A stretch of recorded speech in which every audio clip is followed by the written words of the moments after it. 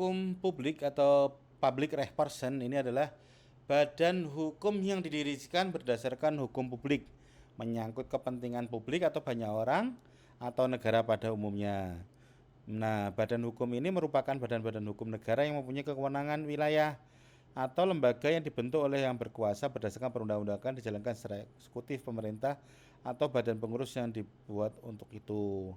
Contohnya apa badan hukum publik itu? Misalkan PLN, ya dia mengatur badan apa kondisi kebutuhan masyarakat umum tentang listrik, misalkan gitu ya.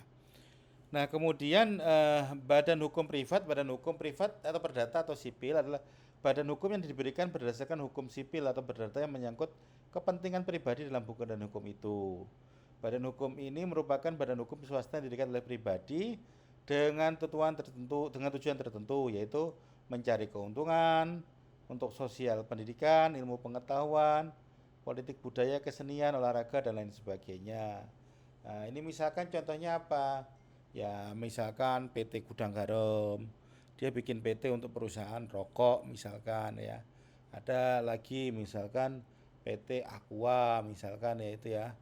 Itu bikin PT apa namanya itu PT-nya. Nah, itu contoh badan hukum privat mereka mencari keuntungan untuk masing-masing pribadi.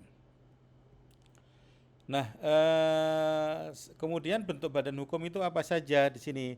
Bentuk badan hukum itu ada tiga, ya ada perhimpunan atau vereniging. Ini adalah apa namanya itu perhimpunan yang dibentuk dengan sengaja sukarela orang-orang bermaksud untuk memperkuat kedudukan ekonomi, memelihara kebudayaan, mengurus soal-soal sosial dan sebagainya. Ini bisa berupa PT atau joint venture.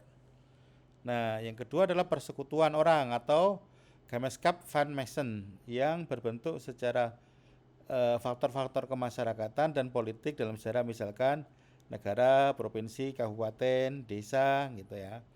Terus yang ketiga adalah organisasi yang didirikan undang-undang tapi bukan perhimpunan seperti A di atas, misalkan yayasan itu kan ya. Apa bedanya gitu kan ya? Kalau perhimpunan ini kumpulan dari orang, ya dia biasanya memang apa namanya itu mencari keuntungan, mencari profit gitu kan. Yang kedua ini yang persekutuan ini biasanya dia ini dalam organisasi-organisasi kepemerintahan itu kan ya. Yang ketiga ini adalah organisasi yang sifatnya sosial misalkan. Terus bagaimana hubungan hukumnya gitu kan ya. Untuk keikutsertaan dalam pergaulan hukum, maka suatu badan hukum harus mempunyai syarat-syarat yang ditentukan oleh hukum, yaitu memiliki kekayaan terpisah dari anggota-anggotanya. Yang kedua, hak dan kewajiban badan hukum terpisah dari hak kewajiban anggota. Artinya apa? Ketika dia mendirikan PT, maka anggotanya harus store modal. Store modal ini adalah untuk memisahkan kekayaan anggota dengan kekayaan PT. Yang kemudian kedua, kewajiban PT akan terpisah dengan kewajiban anggota. Nah, anggota-anggotanya kalau mewakili kebutuhan PT siapa?